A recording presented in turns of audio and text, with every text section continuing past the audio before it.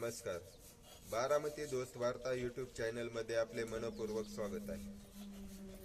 आज प्रवास करताना माझ्या निदर्शनास एक गोष्ट आली ती जनतेसमोर मांडणे गरजेचे वाटले. ती बाब अशी की सध्या रस्ता विस्तारीकरण आणि रुंदीकरण याचे खूप मोठ्या प्रमाणात काम चाललेले आहे. बऱ्याच ठिकाणी रस्त्याचे काम करताना त्यात भर टाकून जवळजवळ 5, 6, 8, 10 फूट एवढ्या उंचीपर्यंत रस्ता भर टाकून वाढवण्यात आला. रस्त्याचे काम खूप मजबूत झालेले आहे.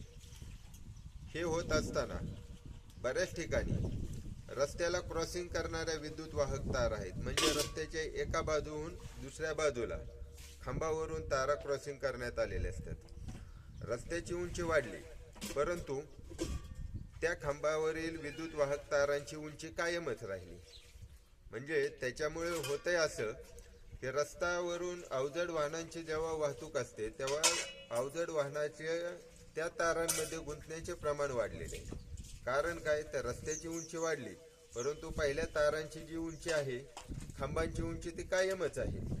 त्याच्यामुळे रस्त्यावरून अवजड वाहनांना त्रास सहन करावा लागत आहे. ते बऱ्याच ठिकाणी तारांमध्ये गुंतत आहेत आणि त्याच्यामुळे बरेचशा अडचणी निर्माण होत आहेत. धन्यवाद. मी अजित लोंढे.